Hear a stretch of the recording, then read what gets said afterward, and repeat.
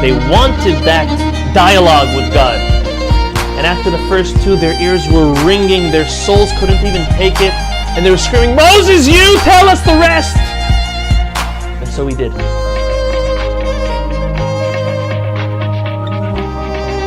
The Jewish people just received the Torah at Mount Sinai, the 10 Commandments from God via Moses. And in this week's Parashat, the Torah continues to detail many of those laws. The 10 Commandments were just a sample of the 613. They were no more or less important than the rest, and they were just a sample. 5 which were Ben Adam Lamakom, between man and his creator, and 5 between man and his fellow Ben Adam Lahavero. Ve'ele Mishpatim, the Vav, is connecting that the same way like those 10 were given to us at Mount Sinai, the subsequent ones of the whole Torah, and specifically now all of the laws that we're going to deal with in this week's Parashat, were all given from God. There's a very interesting verse that the Zera Shimshon pays attention to in this week's Parashat. The verse is chapter 23, verses 25 and 26. And I will read. Va'avadtem et Adonai Elohechem, and you will worship God, your God, Hashem your God. Uberach et lachmecha ve'et memecha, and He will bless your bread and your water. Va'asiroti mahala mikirbecha, and He will distance all sickness from your innards. You'll be satiated, you'll be healthy from the bread and water that you eat. When? When you worship and serve God. The next verse, Lo tieh meshakela va'akara be'artzecha, and there will be no women who have to miscarry, chas v'shalom, lose a baby, lose a fetus, and also there will be no infertile women in your land, be'artzecha. Et mispar yamecha amaleh, and your days and your life will be full and long and complete. The Me'am Loez, on this verse, notes, what is avodah? Worship. Worship at its greatest, the way he explains, is tefillah, when we pray. The way we worship God. This was before the Beit HaMikdash and the Mishkan, and this is after the destruction. The type of worship when there was a temple was sacrifices, which served as a connection between us and God and an atonement between us and God. But once that was gone, unfortunately, all we have left is tefillah, that communication that we have between us and our Creator. So avodah, what is avodah shebalev? Avodah, worship in the heart. It is tefillah. He says this verse is teaching us tefillah. When a person prays, when a person knows who the address is, the one and only address, that it's God, he'll be blessed with livelihood, bread and water. He'll be blessed with children, and he or she will be blessed with a long life, all because of prayer. Sometimes we make the mistake and we put our faith and our trust in an investment, in our employer, in our employees, thinking they're going to bring us our bread and water.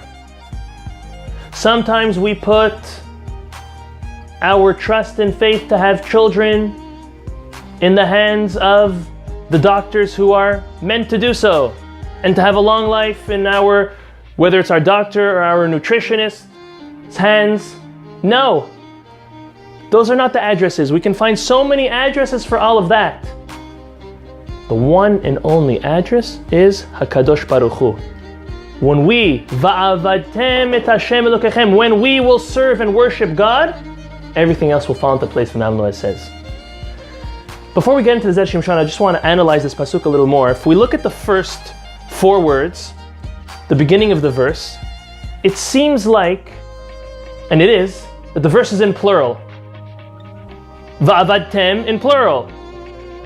Et Hashem Elokechem, that's all plural.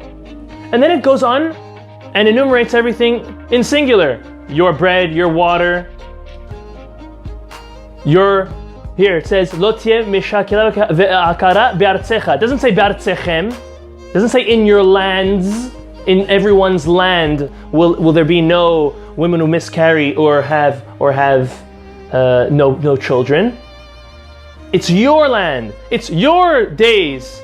Et mispar yamecha. Why isn't it plural? So if we start in plural, the question is continue in plural. If we wanted to end up in singular, so start off in singular. So the 2 powerful answers that our Chachamim give us. The first is, again, connected to the concept of prayer. We have, as Jews, this obligation to come together as a community, as a minyan, as an optimal form of prayer. By the way, I'll add that women are a higher level than men, that they are able to attain what 10 men need to come together for to attain with the minyan. Women are able to get to those heights and those levels solo, alone. Very special. Okay? One woman is a minion. One woman is a minion. We can't count her for the men as a minion, but we need 10 men. But each woman on their own has that potential. She has those heights. Now, nevertheless, we still see, even let's lay the coming up holiday, the beautiful holiday of Purim. Everyone comes together. We all could read by ourselves the Megillah.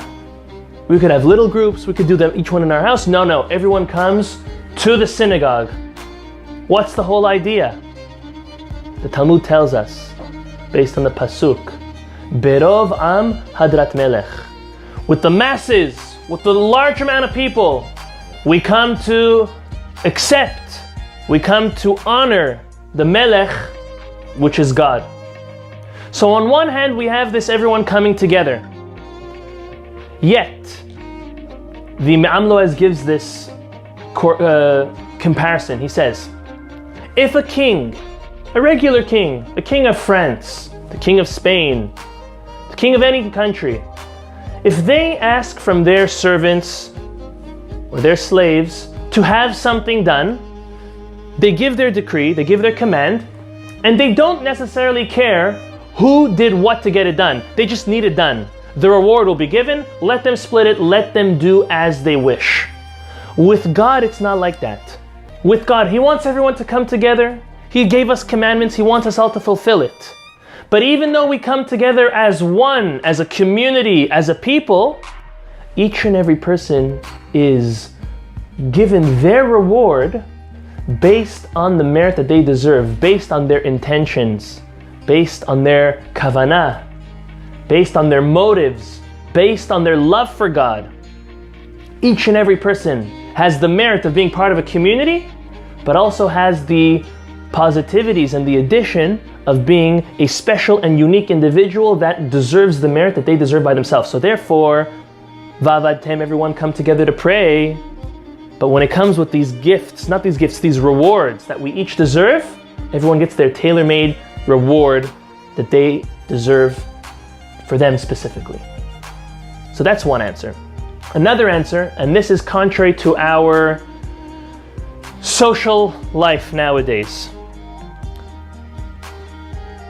There is a time where it is better to do something alone. There is a time when even to do a mitzvah, it's better to do alone.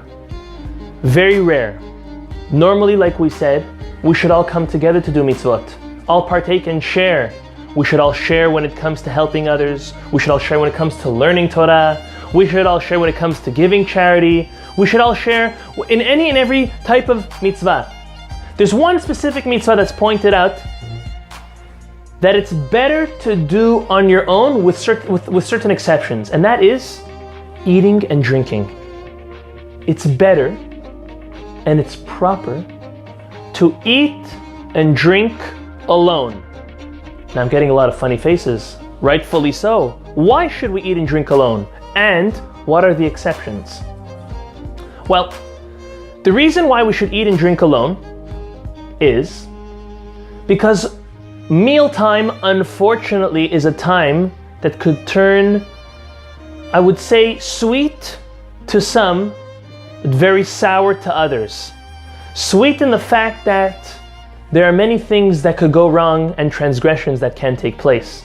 For example, gossip, slander, overeating, overdrinking, getting drunk, misbehaving, and while already giving into our physical aspects and desires could lead to other types of physical sins. So therefore, eating and drinking ideally should be done alone. When I say alone, alone with one's intimate family. And that's it. There are exceptions, however.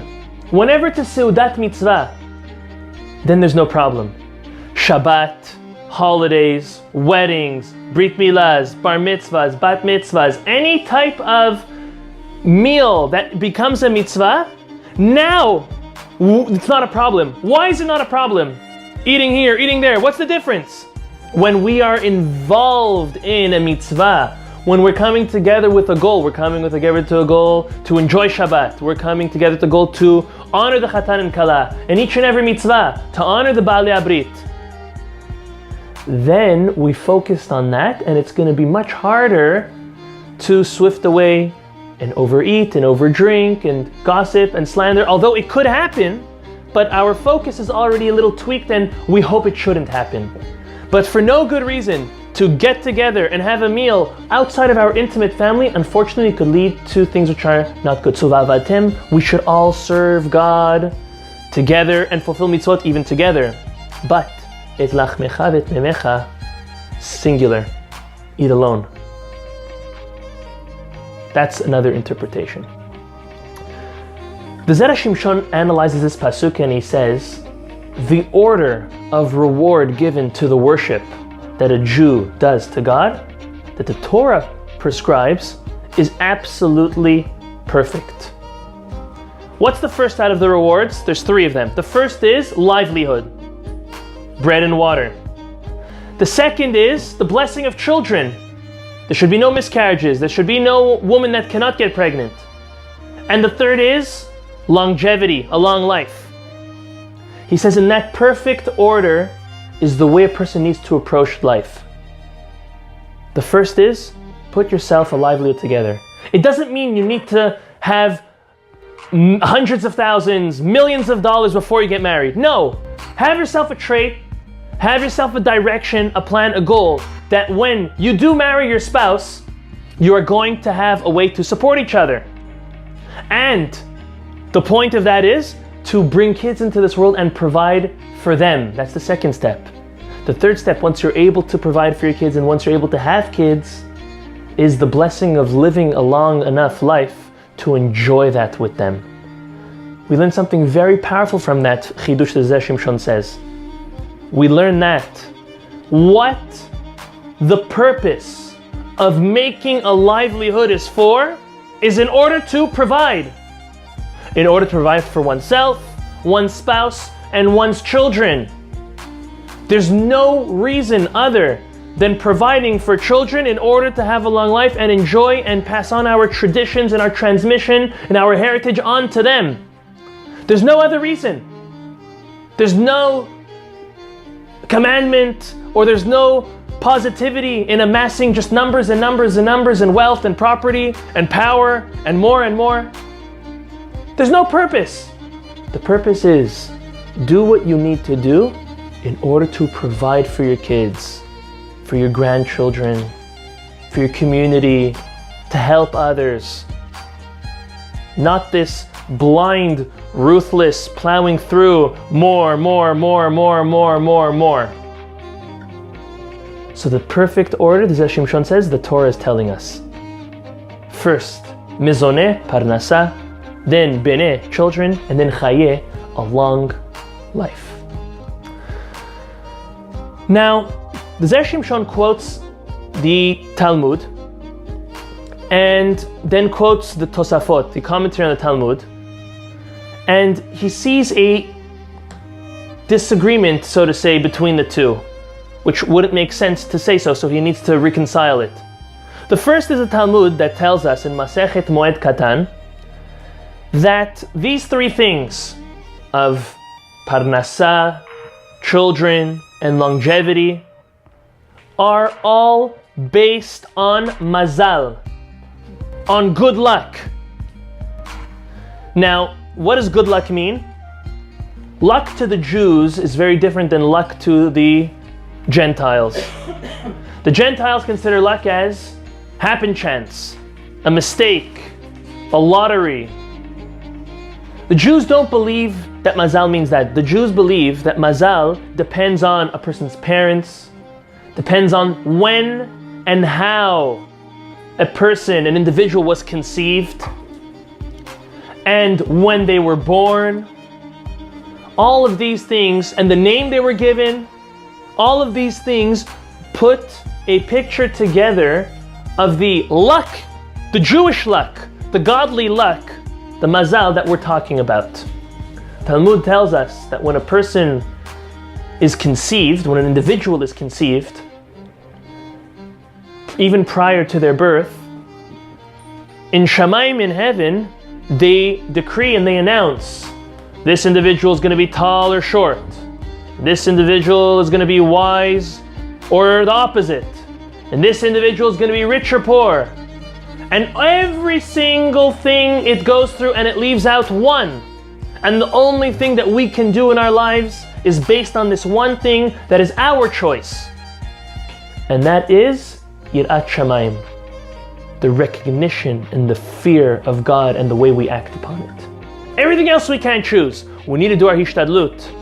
We need to do our part. We need to try. We need to exert our effort. But everything, besides for the way we relate to God and our connection to God, is already predestined. So, the Gemara, the Zera Shimshon says, tells us that these three things are all based on mazal. And then the Tosafot says, if a person has zechut gadol, a great merit, they could change any of those three. So which one is it? Zera Shimshon says, is it merit or mazal? M or M? Merit or mazal? We have one source telling us it's mazal, that these three depend on mazal. Other source tells us these three depend on merit. Which one is it? Listen to a fascinating answer the Zera Shimshon gives. He goes through all three. Two of them are simple. The last one is going to be our chidush for this evening. He says if it comes to livelihood, fine.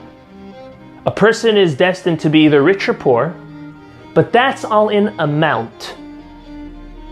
There's no such thing as, when it comes to the blessing of livelihood, putting a number to it. You can never put a number to the blessing of parnasa. What you could put to parnasa and the blessing of parnasa is the quality. What does that mean? It means some people, in a physical way, they can eat a sandwich and they could be full for the day. Another person can eat 10 sandwiches and more, and salads and side dish and dessert, and they're still not satiated, they're still not full. But of course, that second person could afford it and much more. Who's wealthier? Who's richer? The first individual's expenses are much less. With a lot less, they're able to be satiated and survive. That's when it comes to eating, that's physicality. But what about a person's desires, wants, needs, expectations? Some people can live basic, some below basic, some higher, some prima donna, as we like to say, and royal, and There's no limit. So what does it mean? On one hand, a person's livelihood is based on their mazal, amount-wise. But quality-wise, what will a person be happy with? What will a person be satiated with? That's based on a person's deeds. That's based on a person's merit. Now, when it comes to longevity, having a long life, the days of a person are already set. Those years are set when a person is born. Now, if a person does, lo alenu, things which are inappropriate, you could only be reduced from that. You can't have more. For argument's sake, let's say someone was brought to this world and when they were born, it was decreed 80 years. The decree is not 80 years. The decree is 80 years maximum. 90, 100, 120 years maximum. And based on a person's deeds, or rather misdeeds, it's taken off and off and off and off and off. So the mazal tells us what a person was allotted, similar to the money, to the parnasah. But how long will a person live is based on their deeds. How much of their full potential will they live? It's based on their deeds. So it's the two together. Now when it comes to children, and this is the novelty the Zera Shimshon tells us, there's something different about it. If we look back in the verse tells us if you worship God, you'll have your bread and water, and you won't be ill from it. Let's go to the third one. And you will have a long life. You will fulfill, it's perfect. Et mispar yamecha amale. Your allotted time, you will live through. But when it comes to children, what does it say? It says there won't be any miscarriages or any infertile women. Be'artzecha, in your land. In your land? What's in your land doing over here? And the rest aren't? Something very weird. Listen to what the Zera Shimshon says. The Zera Shimshon says that since the verse said it in the negative, unlike the rest, and since the word be'artzecha is in there, we learn that changing the mazal of having or not having children can be changed. Any other mazal cannot be changed. Person could be born and decreed that their mazal is to live with X, Y, and Z, and there's no way to change it. We just have to do the best with the situations that we have in those cases. But when it comes to a person who, lo alenu, God forbid, was brought into this world and they were decreed as a couple, they're not going to have children, even though that's their decree and that's their mazal, it can be changed. The Zera Shimshon says, get up and go to Artzecha. Move to Eretz Yisrael and you will have the merit of having children.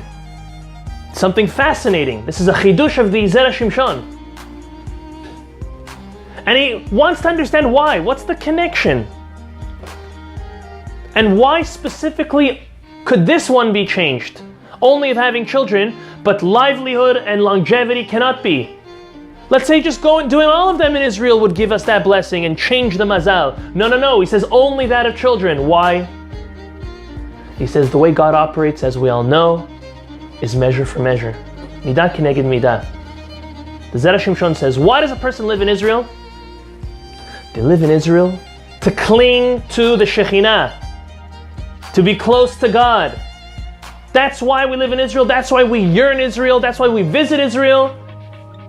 It's not just another state. It's just not another vacation. It's not another place to live. It's the place to live. It's the place to connect to God. When a person lives in Eretz Yisrael, the Talmud says they're living with God. The Talmud continues, says when a person lives outside of Israel, they're living without God. And we understand what that means. We're in Galut, we're in exile. We know it's not the same. And now he continues and says, Why does a person have children?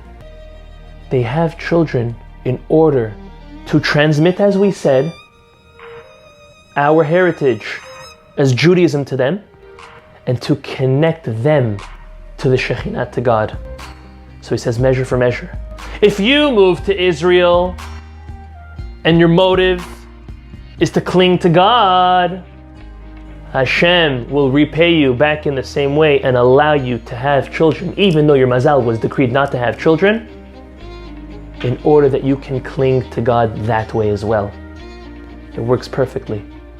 And the Zera Shimshon says, it is a segula, a person who chas v'shalom does not have children. What they should do is go to Israel and they'll have children there.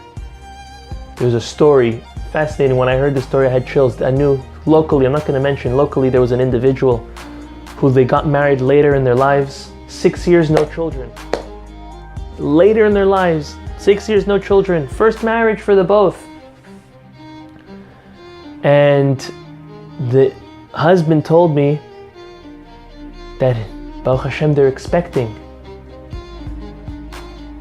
And I told him, I haven't seen you in a while. He said, yeah, my wife has been in Israel for the past 6 months with special organizations and doctors able to help her. And thank God she got pregnant in Israel. And every now and then I go to visit her, but she has to stay there for the whole beginning part. And last week they had a baby girl. So you're gonna ask me, Rabbi, what does that mean? Doctors here, doctors there. God has his calculations, but there's one thing and one thing I can say. Is worldwide, in the Department of Health and Fertility, the #1 country by far and second to none is Israel. With their statistics, with their advancement in science and technology, and then you can look at it and say, I guess it's luck, or it's planned as such, and it's planted, and we see it from our verse in this week's Parashat. Lo tiyeh mishakela v'akara be'artzecha, in the land of Israel.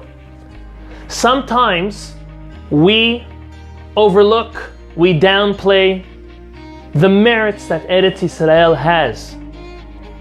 Being there, living there, visiting there. We have to remember it's not just another country, it's not just another vacation, it's not another tour. This is the land of God. This is our land. The chosen people, the chosen land. It's our home, whether we live there or we don't. We also always have to remember God and the way that he acts, measure for measure. As we saw, a person moves to Israel to get close to God, God will get him even closer by giving him children. We need to act towards God in the proper way for our own selves in order for him to reciprocate. We need to act towards our fellows in the proper way in order that they reciprocate. Midah keneged midah, measure for measure. You should never forget so.